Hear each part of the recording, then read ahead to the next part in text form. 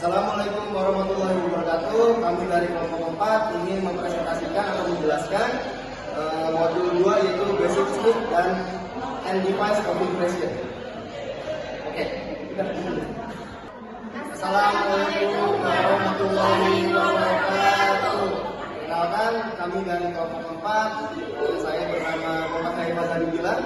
Saya bernama Adi Harun. Saya bernama Salim Syariful. Saya Rahati Septiana. Saya Ika Zagraini. Saya Lili Semayang Sri. Saya sama-sama Kira Yati. Di presentasi kali ini kami akan membawakan modul 2 yaitu Basic Switch dan End Device Protocol Configuration. Jadi kita masuk ke yang pertama. Yang pertama itu tentang Cisco I/O Access. Jadi di modul ini kita diajarkan cara mengkonfigurasi dasarnya switch.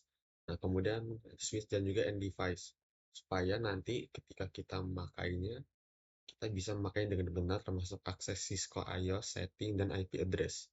Nah, ini kenapa penting? Karena nantinya semua administrasinya itu, jaringan itu dimulai dari konfigurasi awalnya si Cisco I/O access ini. Nah, kemudian kita masuk ke sistem operasi. Jadi sistem operasi itu apa sih? Jadi sistem operasi itu adalah semua jaringan dan komputer menggunakan sistem operasi. Nah, kemudian sistem operasi itu terdiri dari kernel yang mengatur hardware dan sel yang menjadi penghubung antara user dengan sistem. Untuk gampangnya itu, jadi sistem operasi itu seperti otak dari suatu perangkat. Jadi kalau si otaknya itu tidak bekerja dengan lancar, jadi sistem operasinya itu jadinya dia akan tidak berfungsi. Nah, kemudian itu tuh yang mengurus nantinya adalah si kernel, bagian dalam si sistem operasinya itu seperti hardware. Nah, sedangkan sel itu dia akan di bagian untuk mengakses berbagai interaksinya. Ada dua cara untuk memakainya, yaitu CLI dan GUI. Nah, kemudian kita bahas GUI. GUI itu apa? Jadi GUI itu adalah tampilan berbasis icon, menu, dan jendela. Contohnya yang sering kita pakai sehari-hari yaitu Windows dan Android yang sering kita temuin ya. Nah, tapi si GUI ini dia mempunyai keterbatasan dan bisa error. Jadi di networking lebih sering dipakainya CLI ya. Karena di GUI itu yang sudah saya baca-baca ini dia banyak kekurangannya seperti error. Jadi GUI itu biasanya kita pakai sehari-hari, tapi kelemahannya banyak errornya. Jadi makanya teknik-teknisi itu lebih sering memakai CLI. Kemudian kita masuk ke purpose of an SOS. Nah, jadi sistem operasi itu adalah tujuannya tentunya membantu user berinteraksi dengan perangkat. Nah, di PC kita bisa klik jalankan program, lalu lihat outputnya nanti di dalam CLI-nya itu, seperti di Cisco IOS. Kita bisa ketikkan beberapa perintah, jalankan program, jaringan, kemudian lihat hasilnya nanti. Nah, jadi fungsi utama sistem operasi itu sebagai penghubung antara user dengan perangkat. Kalau di komputer biasanya kita memakai GUI yang tadi sudah saya jelaskan.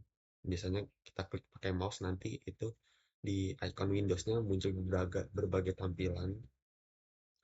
Biasanya CLI ini juga bisa kita ketikkan langsung menggunakan keyboard. Untuk perangkat Cisco, mereka memakai Cisco IOS dan versinya bisa beda-beda, tergantung antara perangkat fitur yang dibutuhkan. Bahkan bisa di-upgrade kalau mau menambah kemampuan. Nah, kemudian kita lanjut ke access methods. Nah, switch itu sebenarnya dia bisa langsung bekerja tanpa konfigurasi, tapi tetap harus dikonfigurasikan dan diamankan agar sesuai kebutuhan jaringan. Gitu. Masuk yang terakhir di 2.1 ini, ada yang namanya Terminal Emulation Program. Nah, jadi Terminal Emulation Program itu digunakan untuk menghubungkan komputer perangkat jaringan lewat konsol, contohnya SSA atau Telnet. Kemudian ada PUTTI, Teraterm, dan juga Secure CRT. Jadi kalau kita mau mengkonfigurasi router atau switch, kita butuh aplikasi khusus yang disebut Terminal Emulator. Aplikasi ini dipakai buat connect ke perangkat jaringan, bisa lewat kabel konsol atau jaringan. Nah, seperti itu untuk yang 2.1 tentang Cisco IOS Access. Assalamualaikum warahmatullahi wabarakatuh. Izin memperkenalkan diri, nama saya Safa Sartika Putri Arianti dari kelas 2B dengan NPM 2578256. Di sini saya akan mengerjakan tugas dari matkul jaringan komputer. Materi yang saya jelaskan yaitu navigasi iOS. Yang pertama ada mode perintah utama. Mode perintah utama dalam topik sebelumnya kita mengetahui bahwa semua perangkat jaringan memerlukan OS dan dapat dikonfigurasi menggunakan SLI. Sebagai fitur keamanan, perangkat lunak Cisco iOS memisahkan akses manajemen ke dalam dua mode perintah, yaitu yang pertama mode exe pengguna. Mode exe ini memiliki kemampuan terbatas, tetapi berguna untuk operasi dasarnya. Dan yang kedua ada mode exe istimewa. Mode exe ini untuk menjalankan perintah konfigurasi. Administrator jaringan harus mengakses mode exe istimewa ini. Oke, selanjutnya ada mode konfigurasi dan mode subkonfigurasi. Untuk mengkonfigurasi perangkat, pengguna harus masuk ke mode konfigurasi global yang disebut mode konfigurasi global. Nah, masing-masing mode ini memungkinkan konfigurasi bagian atau fungsi tertentu dari perangkat iOS. Di sini ada dua mode subkonfigurasi umum meliputi mode konfigurasi saluran dan mode konfigurasi antarmuka. Saat digunakan mode diidentifikasi oleh prompt baris perintah yang unik untuk mode tersebut. Secara default, setiap perintah dimulai dengan nama perangkat. Oke, selanjutnya ada navigasi antar mode iOS. Berbagai perintah digunakan untuk masuk dan keluar dari command prompt. Untuk beralih dari mode exe pengguna ke mode istimewa, gunakan perintah aktivitas. Gunakan perintah aktifkan maksudnya. Gunakan perintah nonaktifkan mode exe istimewa untuk kembali ke mode exe penggunanya. Catatannya yaitu mode exe istimewa terkadang disebut mode aktifkan. Untuk masuk dan keluar dari mode konfigurasi global, gunakan perintah konfigurasi mode exe istimewa terminal. Untuk kembali ke mode exe istimewa, masuk perintah exit global config mode. Ada banyak mode subkonfigurasi yang berbeda. Misalnya, untuk masuk ke mode konfigurasi baris, kita bisa menggunakan perintah baris diikuti dengan jenis dan nomor baris manajemen yang ingin kita akses. Gunakan perintah keluar untuk keluar dari mode subkonfigurasi dan kembali ke mode konfigurasi global. Oke, sekiranya ini saja yang saya jelaskan di materi navigasi iOS. Selanjutnya akan dijelaskan oleh teman saya. Materi selanjutnya akan dijelaskan oleh teman saya. Saya akhiri, wassalamualaikum warahmatullahi wabarakatuh. Assalamualaikum warahmatullahi wabarakatuh.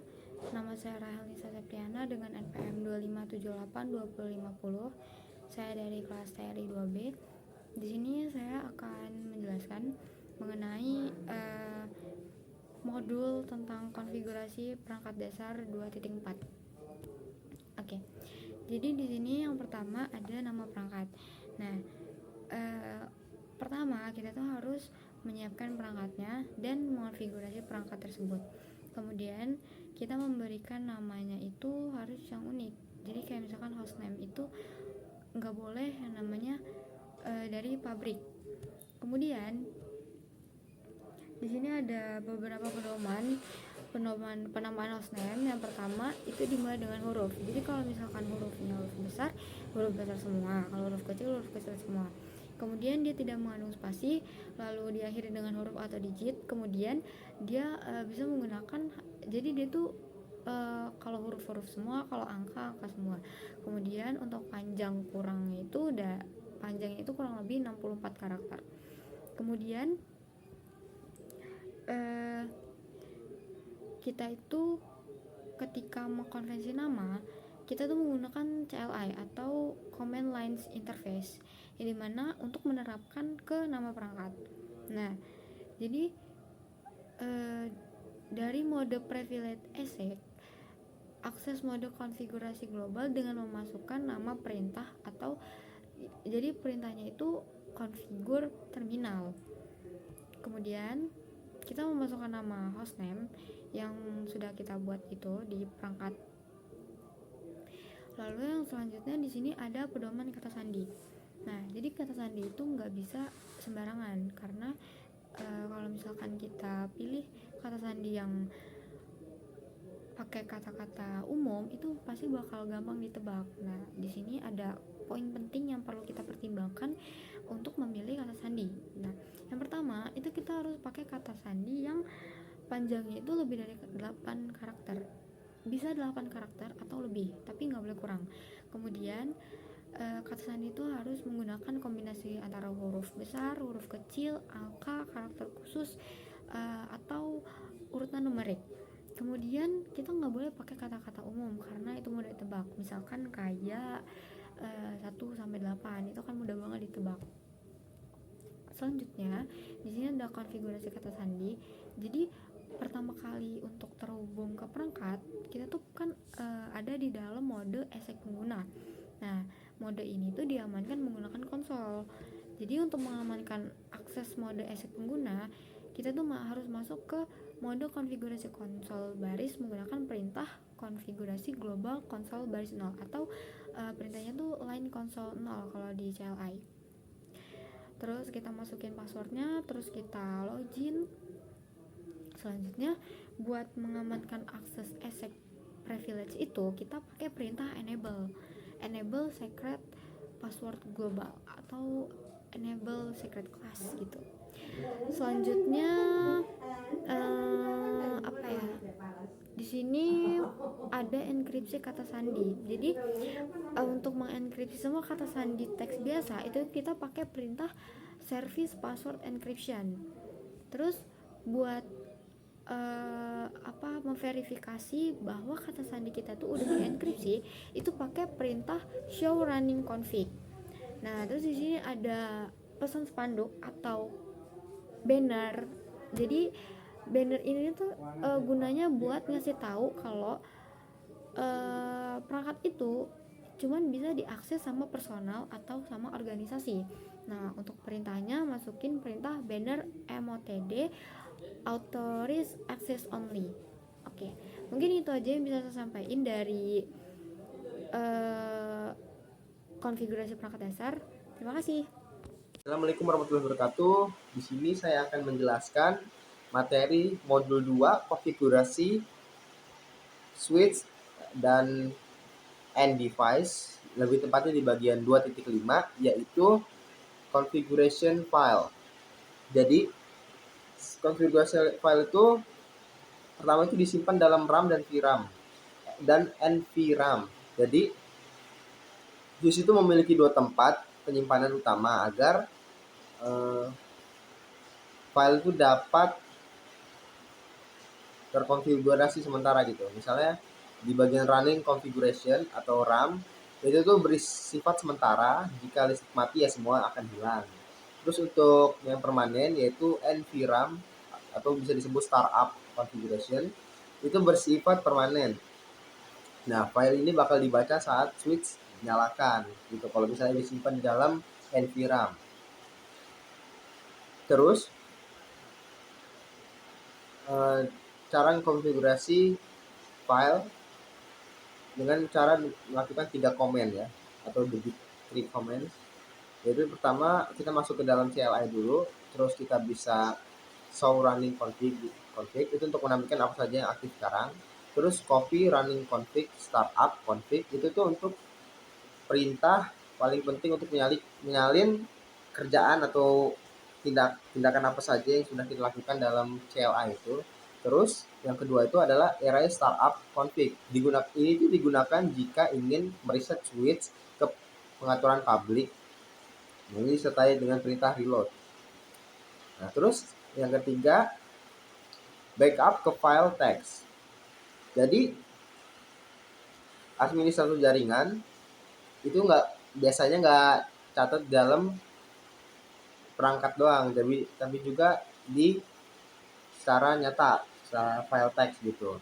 Dengan menggunakan metode login pada aplikasi seperti PU, PTY atau Teraterm. Terus prosesnya itu tinggal aktifkan logging, terus ketik show running config dan matikan logging. Terus restore. Cara mengembalikannya itu sangat mudah, cukup copy paste isi teks tersebut kembali ke terminal pada mode configuration terminal. Terus sekian dari saya. Wassalamualaikum warahmatullahi wabarakatuh. Assalamualaikum warahmatullahi wabarakatuh. Perkenalkan, nama saya Iman Nuraini dengan NPM 25782041. Di video kali ini, saya akan menjelaskan 2.6 yaitu alamat IP. Penggunaan alamat IP adalah cara utama agar perangkat dapat saling menemukan dan membangun komunikasi ujung ke ujung di internet. Perangkat akhir seperti komputer, laptop, printer jaringan, telepon VoIP, hingga kamera keamanan semuanya harus dikonfigurasi dengan alamat IP. Secara teknis, struktur alamat IPv4 disebut dengan notasi desimal bertitik. Alamat ini direpresentasikan oleh 4 angka desimal antara 0 sampai 255. Namun, alamat IP tidak bekerja sendirian. Selain IP, kita membutuhkan subnet mask untuk membedakan bagian jaringan dari bagian host. Selain itu, ada juga default gateway, yaitu alamat router yang digunakan agar perangkat kita bisa mengakses jaringan jarak jauh atau internet. Berpindah ke sisi fisik, komunikasi jaringan sangat bergantung pada antarmuka perangkat dan kabel yang menghubungkannya. Setiap antarmuka fisik memiliki spesifikasi standar yang mengidentifikasinya. Ada 3 jenis media jaringan utama. Yang pertama terdapat kabel tembaga, serat optik, dan nirkabel. Pemilihan media ini tidak bisa sembarangan.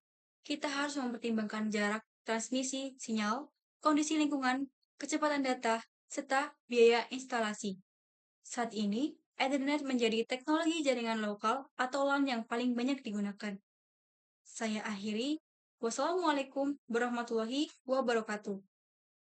Oke, baik, di sini saya yang bernama Salim Tompul dengan NPM 2578253. Di sini saya akan melanjutkan materi yang dijelaskan teman saya.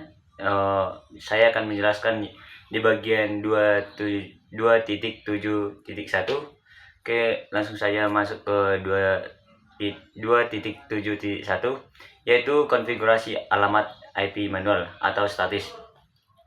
Bagian ini menjelaskan cara memberikan alamat IP secara manual pada perangkat akhir atau end device seperti PC. Langkah utama masuk ke properti TCP atau IPv4 pada pengaturan jaringan. Komponen yang diisi. Ada 4 komponen yang diisi, yaitu yang pertama IP address, yaitu alamat unik perangkat. Yang kedua subnet mask atau yaitu menentukan batas jaringan. Yang ketiga default gateway, yaitu alamat router agar perangkat bisa keluar ke jaringan lain atau internet. Yang keempat DNS server, yaitu penerjemah nama domain atau seperti www.cisco.com menjadi alamat IP. Kapan digunakan? Biasanya untuk perangkat yang alamatnya tidak boleh berubah seperti server atau printer. Oke, selanjutnya masuk ke 2.7.2. Di sini yaitu saya akan menjelaskan bagian konfigurasi alamat IP otomatis atau DHCP. Konfigurasi manual tidak efisien untuk jaringan skala besar. Disinilah DHCP atau Dynamic Host Configuration Protocol berperan. Cara kerja DHCP itu yaitu perangkat meminta alamat IP secara otomatis ke server DHCP. Yang kedua itu ada keuntungan. Halo teman-teman, saya Lilis Mayangsari. Di sini saya akan melanjutkan pembahasan dari teman-teman saya, yaitu Verify Connectivity atau proses konfigurasi dan pengujian koneksi pada jaringan sederhana yang terdiri dari 2 switch dan 2 PC. Pertama, dalam sebuah jaringan Setelah kita melakukan konfigurasi, kita tidak boleh langsung menganggap semuanya sudah benar. Kita perlu melakukan verifikasi untuk memastikan bahwa konfigurasi tersebut benar-benar bekerja. Pada perangkat PC, kita bisa menggunakan perintah seperti ipconfig untuk melihat konfigurasi IP address. Sedangkan pada perangkat jaringan seperti switch atau router, kita bisa menggunakan perintah show IP interface brief untuk melihat daftar interface, IP address, serta statusnya. Sebagai contoh, pada switch S1 atau switch pertama, interface VLAN 1 sudah diberikan IP address 192.168.1.2. Namun, jika statusnya masih administratively down, itu berarti interface tersebut belum aktif dan belum bisa digunakan. Untuk mengaktifkannya, diperlukan perintah no shutdown hingga statusnya menjadi up, yang menandakan bahwa interface sudah aktif. Pada switch kedua atau S2, awalnya interface VLAN 1 belum memiliki IP address. Oleh karena itu, kita perlu dilakukan konfigurasi dengan memberikan IP address terlebih dahulu, yaitu 192.168.1.3 beserta subnet masknya. Kemudian diaktifkan menggunakan perintah no shutdown hingga statusnya juga menjadi up dan up. Setelah konfigurasi selesai, langkah berikutnya adalah melakukan pengujian koneksi menggunakan perintah ping. Perintah ini digunakan untuk memastikan bahwa perangkat dalam jaringan dapat saling berkomunikasi. Pengujian dilakukan dari PC ke switch dan juga antar PC. Jika hasil ping menunjukkan reply, maka koneksi sudah berhasil. Terkadang ping pertama bisa mengalami timeout, namun hal ini normal karena adanya proses awal seperti ARP. Selain itu, penting juga melakukan pengujian dua arah, artinya tidak hanya dari perangkat A ke B, tetapi juga dari B ke A. Jika hanya satu arah yang berhasil, bisa jadi terdapat masalah pada pengujian. Dengan begitu, kita bisa memastikan bahwa seluruh perangkat dapat berkomunikasi dengan baik. Oke, sekian dari pembahasan saya. Saya akhiri. Wassalamualaikum warahmatullahi wabarakatuh. Sekian dari kami. Wassalamualaikum warahmatullahi wabarakatuh.